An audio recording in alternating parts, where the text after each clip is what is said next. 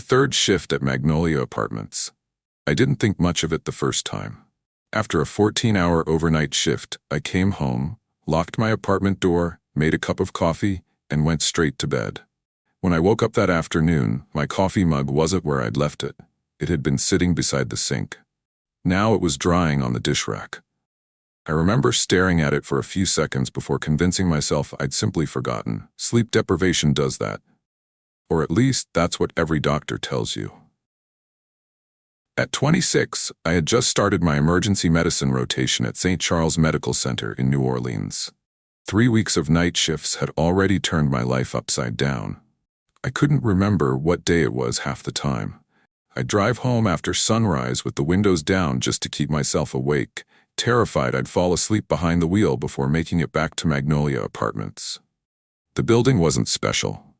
Old brick walls, 4 floors, a broken elevator that complained louder than it worked. Most of the tenants kept to themselves. Sometimes I'd hear footsteps outside my door, but whenever I looked through the peephole, the hallway was empty. I assumed everyone worked different hours, like me. The next morning, something else had moved. Not enough to alarm me. Just enough to bother me. The kettle was on the opposite side of the sink. The dish towel was hanging from a different hook. A kitchen drawer hadn't been closed all the way. Tiny things. Things no sane person would call the police over. So I blamed myself. I started sleeping less than 4 hours a day. I was living on coffee, energy drinks, and cafeteria food. Of course, my memory wasn't perfect. Then the patient charts appeared. I found them sitting neatly on my kitchen counter after another overnight shift. 3 completed assessments, detailed notes, medication orders, my signature at the bottom of every page. The handwriting was unmistakably mine. The problem was, I couldn't remember treating a single one of those patients. At first, I thought someone had accidentally mixed up the paperwork. Then I checked the hospital system. Every chart had been submitted using my employee login. My supervising resident looked at me like I'd lost my mind. "You presented all 3 cases during rounds this morning," he said. "No, I didn't." "You argued with cardiology for 20 minutes. I wasn't even there." He frowned. "Evelyn, you were." That conversation stayed with me longer than it should have. Not because he believed I was wrong, because everyone else did too. Over the next week, I became obsessed with documenting everything. I photographed my apartment before every shift, every room, every countertop, every cabinet door. If something moved again, I'd have proof. For 2 days, nothing changed. On the 3rd day, the photos didn't match. A chair had rotated slightly toward the hallway. One cabinet door was open. The coffee mug was back beside the sink. I knew I hadn't touched it. For the first time since moving into Magnolia Apartments, I wondered if someone else had a key. The apartment manager insisted nobody did. The locks had never been changed since I moved in. No maintenance requests, no spare keys signed out. Everything looked normal. Everything sounded reasonable. But reasonable explanations stopped making sense the night my alarm turned itself off. According to my phone's activity log, every alarm had been disabled at exactly 3:12 a.m. There was only one problem. At 3:12 that morning, I was standing in Trauma Room 3 helping stabilize a gunshot victim. 20 people could confirm where I was. My phone was inside my locker, and nobody else knew the passcode. That was the moment I stopped blaming exhaustion. Something was happening inside my apartment. I just couldn't prove what. The 317 knock. The first report didn't seem unusual. Every police department gets strange calls in the middle of the night. Cats trapped in trees, false burglar alarms, neighbors arguing over noise. So when dispatch sent Officer Nathan Carter to investigate a complaint about someone knocking on a front door at exactly 3:17 a.m., he expected to be back in his patrol car within 10 minutes. Instead, it became the first entry in a case that would quietly follow him for years. Nathan was 24 years old and had been wearing a Savannah police uniform for exactly 1 week. Fresh out of the academy, he still believed every mystery had an explanation. Every crime left evidence. Every witness remembered something useful. His training had taught him to trust facts, not rumors. That belief would slowly begin to fall apart. The first homeowner lived in one of Savannah's historic neighborhoods, where century-old oak trees stretched across narrow streets and Spanish moss swayed in the humid night air. The woman who answered the door looked embarrassed. "I'm sorry for calling," she said. "It probably sounds ridiculous." Nathan smiled. "You heard someone knocking?" She nodded. 3 knocks. When? 3:17. You checked outside? Immediately. And? There was nobody there. Nathan searched the property, the front yard, the sidewalk, the backyard. Nothing. No footprints. No damaged fence. No security footage. Nothing. He filed the report as an unfounded complaint and moved on. The following night, another call came in. Different neighborhood, different homeowner. Exactly 3:17 a.m. 3 knocks. Nobody outside. By the end of the week, there had been 6 reports. None of the homeowners knew one another. None lived on the same street. Yet every statement sounded almost identical. 3 knocks. 3:17 a.m. No one outside. Nathan assumed social media was responsible. Maybe one viral post had convinced people they were hearing something ordinary. Confirmation bias could explain almost anything. At least, that's what his field training officer told him. People hear one weird story, the older officer said, and suddenly everybody's hearing ghosts. Nathan laughed, he agreed, until the reports kept coming. One slow evening, curiosity got the better of him. He walked into the records room and searched old incident reports using the words knocking and 3:17. The computer returned more results than he expected. Reports from 2 years ago, 5 years ago, 9 years ago, even one dating back almost 20 years. Most had been closed within hours. No evidence, no suspects, no signs of attempted burglary, just frightened homeowners describing the exact same experience. 3 knocks, always at 3:17, always an empty porch. Nathan spent nearly 3 hours reading archived statements. What unsettled him wasn't the number of reports, it was the wording. Different people, different decades, yet many of them described the knocks almost the same way. Not loud, not soft, almost polite.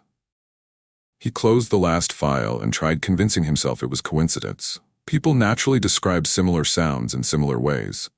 There had to be a rational explanation. Then he started waking up. The first time, he assumed it was stress. His digital clock read 3:17. He rolled over and went back to sleep. The second night, it happened again, same time. No nightmare, no strange noise. He simply opened his eyes for no apparent reason. By the 4th night, he stopped checking the time immediately. He already knew what it would say, 3:17. His partner joked that he was becoming obsessed. You're reading too many reports. Your brain's filling in the blanks. Maybe he was right. Sleep deprivation could alter perception.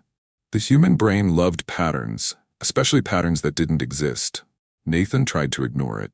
Then dispatch assigned him to another call. An elderly man reported someone knocking repeatedly on his front door. Nathan looked at the clock inside the patrol car. 3:18 a.m. He arrived 4 minutes later. The homeowner was waiting outside with a flashlight. "You almost caught him," the man said. "Him? The one knocking. What did he look like?" The man hesitated. "I don't know." "You saw him, didn't you?" "I opened the door. And? There wasn't anyone there." Nathan frowned. "You just said I almost caught him." "I know." The old man looked genuinely confused. "I don't know why I said that." The body camera captured the entire conversation. Investigators later reviewed it several times. No one could explain why the witness sounded so certain someone had been there, until he was asked to describe them. Weeks passed. The reports continued. Always between 3:17 and 3:18. Always 3 knocks. Never a suspect. Never usable evidence. The department eventually concluded that the incidents were likely fueled by neighborhood rumors, heightened anxiety, and residents unintentionally influencing one another after hearing similar stories. Nathan accepted the explanation, or at least he tried to. He stopped reading the files. Stopped discussing the calls. Transferred to day shift a few months later. For a while, everything returned to normal. Several years later, an internal review quietly closed the investigation. The final report stated that no criminal activity had ever been established, no physical evidence connected any of the complaints. No suspect was identified. The recurring reports were classified as unsubstantiated incidents, likely influenced by stress, expectation, and social contagion. Officially, the case was over. Unofficially, dispatch logs tell a different story. Every few months, another homeowner somewhere in Savannah still calls just after 3:17 in the morning. The report is almost always the same. 3 polite knocks, an empty front porch, and no one waiting outside. The last confession at St. Mark's Academy. The letter wasn't addressed to anyone. It had no name, no date, no fingerprints. It was folded neatly and slipped into the wooden confession box outside the chapel at St. Mark's Academy, one of Salem's oldest Catholic schools. At first, Father Thomas Callahan assumed it was another anonymous confession from a student too frightened to speak face-to-face. He couldn't have been more wrong. Father Callahan was 46 years old and had served the Diocese of Massachusetts for nearly 2 decades. Patient, thoughtful, and respected by everyone around him, he had recently accepted a temporary assignment as the school's spiritual advisor after the longtime headmaster retired. The position was supposed to be quiet. Morning Mass, counseling students, helping teachers, a welcome break from parish life. Instead, it became the most unsettling chapter of his ministry. The confession described a fatal accident in remarkable detail. Not rumors, not vague accusations, exact times, specific injuries, descriptions of the road conditions, even the final words spoken before the collision. The problem was, the accident had happened only 2 days earlier. Police hadn't released any of those details, neither had the victim's family. Only investigators should have known what was written in that letter.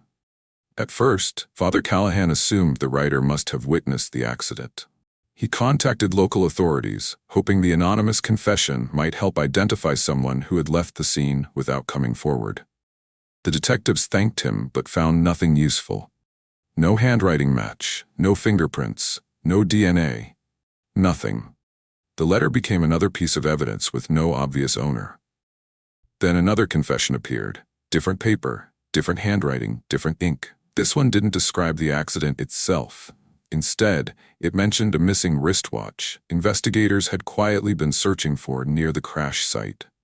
The information had never been released to the public. Police returned to the location. The watch was exactly where the letter said it would be. Someone clearly knew more than they should have.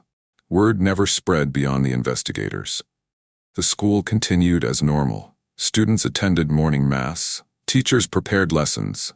Parents dropped off children beneath Salem's gray autumn skies. Yet Father Callahan couldn't stop thinking about the confessions. Over the following weeks, more anonymous letters appeared inside the confession box. Each one looked as though it had been written by a different person. Some used elegant cursive, others messy block letters, different vocabulary, different grammar. But together, they formed something resembling a complete story. One letter identified a road sign damaged during the accident. Another described an argument that had taken place hours before the crash. Another mentioned a second vehicle investigators had never publicly confirmed. Each confession revealed only a fragment. Individually, they meant very little. Together, they filled gaps in the investigation with disturbing accuracy. Father Callahan quietly began asking questions. Teachers hadn't noticed anyone lingering near the chapel. Students denied leaving anonymous notes. The custodian insisted nobody entered the building overnight. Even security cameras offered no answers. Every morning, the confession box simply contained another envelope. His search slowly became an obsession. Between classes, he combed through school archives. He spoke with retired faculty members. He interviewed parish volunteers and longtime Salem residents. Some believed frightened students were playing an elaborate prank. Others thought guilt surrounding the accident had spread through the community, causing rumors to evolve into convincing stories. Psychologists later suggested something called memory conformity, a phenomenon where unrelated people unknowingly shape their memories after repeated discussion of the same event. It sounded plausible, until the letters continued revealing details nobody had discussed. Father Callahan eventually stopped focusing on who wrote them. Instead, he asked a different question. Why were there so many different handwritings? Forensic analysts later confirmed at least 8 distinct writing styles. None matched students, none matched teachers, none matched anyone questioned during the investigation. Months later, police officially concluded that several pieces of information contained in the anonymous confessions were factually accurate and had not been publicly available when the letters were written. How the author or authors obtained that information was never established. No criminal charges were filed, No suspect was identified. St. Mark's Academy quietly removed the old confession box during a chapel renovation the following summer. Officially, the investigation remains closed due to insufficient evidence. Unofficially, the case is still discussed in criminal psychology seminars as an unusual example of anonymous witness behavior, collective guilt, and information leakage. The original confession letters remain locked inside an evidence archive. Every few years, investigators revisit the case, hoping advances in forensic science might finally identify the writers. So far, no one has, and no one has ever explained how multiple strangers, if they were strangers at all, knew details of a fatal accident that hadn't yet become public. To this day, the authors of the confessions remain unknown. Whether the letters were the product of coincidence, psychological manipulation, or someone carefully orchestrating an elaborate deception, no investigation has ever reached a definitive conclusion. The house at the end of Mill Creek Road. The dining chair moved exactly 3 inches. Not enough for anyone to notice at first, just enough for someone to question their own memory. Every morning before leaving for work, I'd push all 6 chairs neatly under the dining table. It was a habit I'd picked up after years of working as an electrical technician. I liked things organized. Every evening, one chair would be slightly out of place. At first, I blamed my daughter. Emma was 10 years old and had a habit of sneaking into the kitchen late at night for cereal or cookies. She insisted she wasn't touching the chairs. My wife, Lauren, thought she was simply forgetting. So did I. Back then, it seemed like the most reasonable explanation. Looking back, I wish that had been the only strange thing about the house. My name is Daniel Foster. I was 39 when my family moved to a quiet farming community just outside Gettysburg, Pennsylvania. Lauren had accepted a teaching position at a nearby elementary school, and after years of living in the suburbs, we wanted somewhere quieter to raise Emma. The house seemed perfect. It was over a century old but had recently been renovated. New floors, fresh paint, updated wiring. As someone who worked with electrical systems every day, I inspected everything myself. There were no hidden crawl spaces, no loose windows, no faulty locks, nothing that suggested anyone could enter without us knowing. The first month passed quietly. Emma adjusted well to her new school. Lauren loved the slower pace of the town. I spent my days driving between service calls before coming home just before dinner. Life felt normal, except for the chair. Every morning, I pushed it back. Every evening, it had moved again. Eventually, I stopped mentioning it. There were bigger things to worry about, until our memories stopped matching. It started with something simple. Lauren asked why I'd moved the bookshelf into the living room. I laughed. I didn't. You did. We talked about it Saturday? No, we didn't. She looked genuinely confused. Emma interrupted. It was always there. We both turned toward her. No, Lauren and I answered at the same time. Emma frowned. I've always done my homework there. None of us could agree. The conversation ended with awkward silence. A few days later, it happened again. This time, it was the hallway mirror. Lauren insisted we'd hung it near the front door. I remembered installing it halfway down the hallway. Emma was convinced there had never been a mirror at all. None of us was joking. We each remembered something completely different. At first, we laughed about it. Moving was stressful. People forgot things. That was normal. Until we found the photographs. Lauren had been organizing family pictures on her laptop when she called us into the living room. Come look at this. The photo had been taken during our first weekend in the house. Emma was smiling while holding a box of books. Behind her, the dining table sat against the opposite wall. We all stared at it. That's impossible, I said. I moved it myself. Lauren slowly shook her head. No, it was never on that wall. I zoomed in. The date stamp was correct. The file hadn't been edited. The furniture arrangement in the picture matched none of our memories. Over the following weeks, we discovered more photos. Each one showed subtle differences. A lamp standing beside a different chair, the couch facing another direction, pictures hanging on walls where none of us remembered putting them. Nothing dramatic. Nothing that proved anything. Just enough to make every memory feel unreliable. Lauren suggested stress. The psychologist at her school explained that families often developed false memories after major life changes. People unintentionally filled gaps in memory by repeating stories until they believed them. It sounded reasonable. I wanted to believe it. Then the neighbors started talking. One afternoon, I asked an older man across the road about the family who had owned the house before us. He smiled. There wasn't one. It sat empty for years. The next day, another neighbor overheard me asking. She looked confused. Empty? No. A retired couple lived there until last winter. Later that week, the woman who worked at the local grocery store insisted a young family had occupied the house only a few years earlier. 3 neighbors, 3 completely different histories. None agreed with the others. County records weren't much help. Ownership had changed several times over the years, but the documents contained long gaps that investigators later described as incomplete. Nobody could explain why. By then, I started checking the house myself every night. Locks, windows, basement, attic, every room. I found nothing.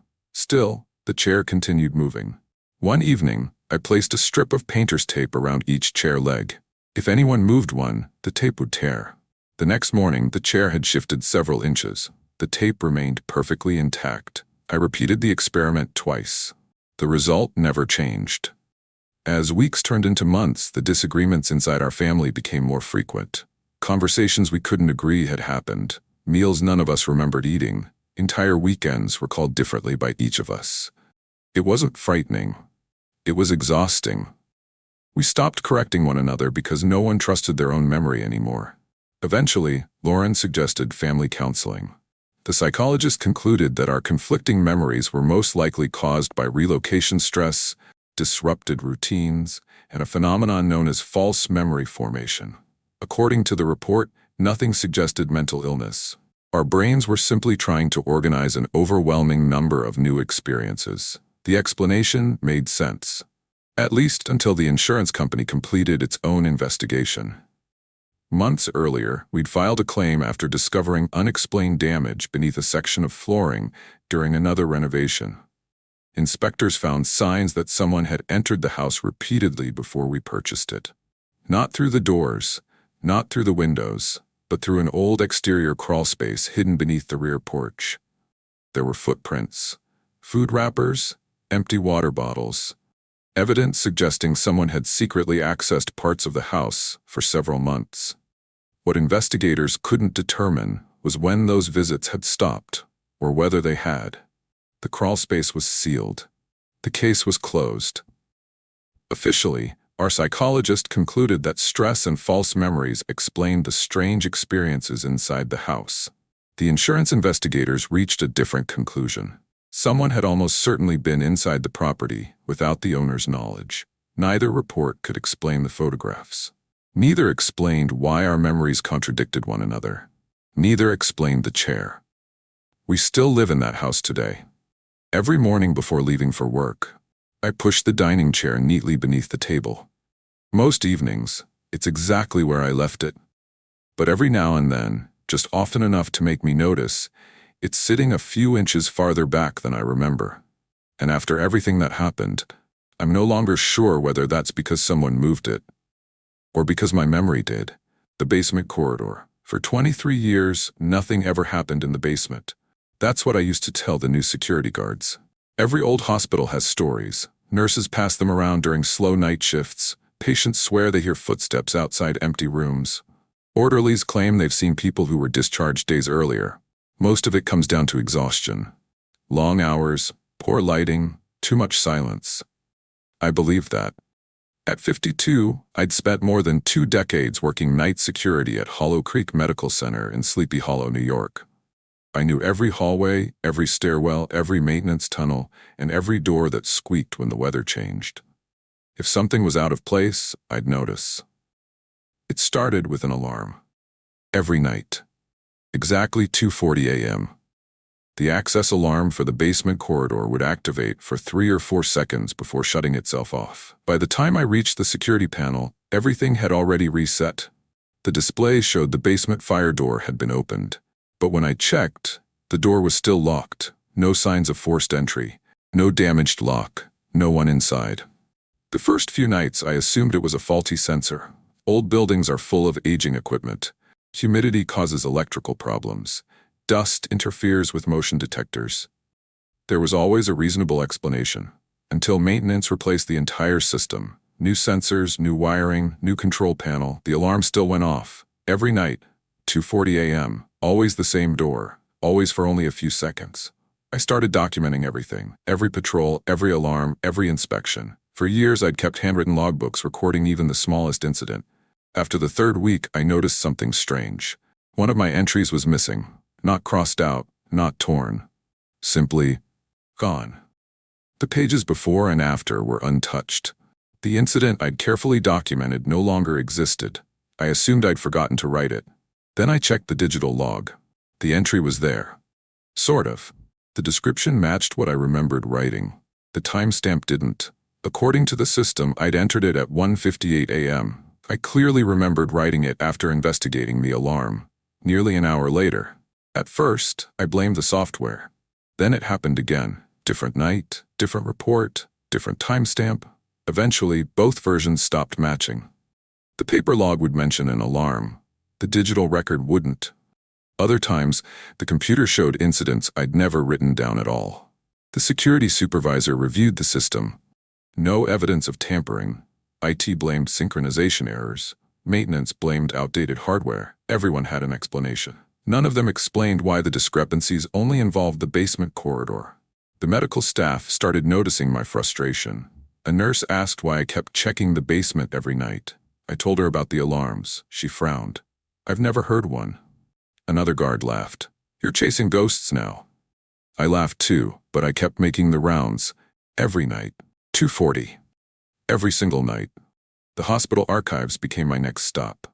Buried in decades of maintenance records were dozens of work orders involving the same basement door. Faulty sensor, false alarm, control panel reset, electrical inspection. The oldest report I found was nearly 18 years old. Same location, same complaint, no permanent solution. Curious, I requested the CCTV recordings. The footage showed exactly what I'd expected. Nothing, an empty corridor, a locked door, no movement. Then I noticed something else. Every night the alarm activated, there was a brief interruption in the recording.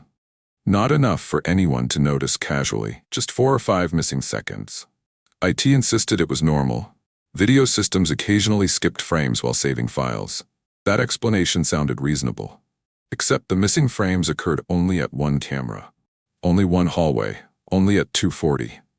I became obsessed with finding an answer. I checked wiring diagrams, compared maintenance reports, reviewed hundreds of hours of footage. The more I investigated, the less confidence my coworkers had in me. My supervisor quietly suggested taking vacation time. Human Resources recommended a psychological evaluation after I filed my 7th incident report in a single month. According to them, no other employee had ever witnessed the alarms. No one else believed there was a problem. The psychologist who evaluated me reached a predictable conclusion. Chronic occupational stress, sleep disruption, hypervigilance caused by decades of solitary night work. She explained that people working isolated overnight shifts often become overly focused on patterns that seem significant but are actually random. It made sense. I almost believed her. Then the hospital commissioned an independent security audit during a major system upgrade. The consultants found no evidence of forced entry, no evidence of sabotage, no hidden access points. Officially, the security system was functioning normally. Unofficially, their report identified several unexplained anomalies within the electronic access logs. A handful of door events appeared without corresponding badge scans. Several timestamps differed between backup servers by exactly 43 seconds. No one could explain why. The discrepancies were too small to affect hospital operations, too inconsistent to identify as deliberate manipulation, too unusual to dismiss completely. The findings were archived. The basement alarm continued. The hospital accepted the psychological evaluation as the most likely explanation. My file noted that prolonged night shifts and workplace stress had likely contributed to my growing concern over routine technical issues. The security audit reached a different conclusion. It acknowledged that certain data inconsistencies could not be fully explained by hardware failure or software error. Neither report proved the other wrong. Neither proved itself right. The case was quietly closed. I retired the following spring. Someone else patrols those hallways now. Every so often, I still receive a call from an old coworker. Usually after midnight, usually just to catch up.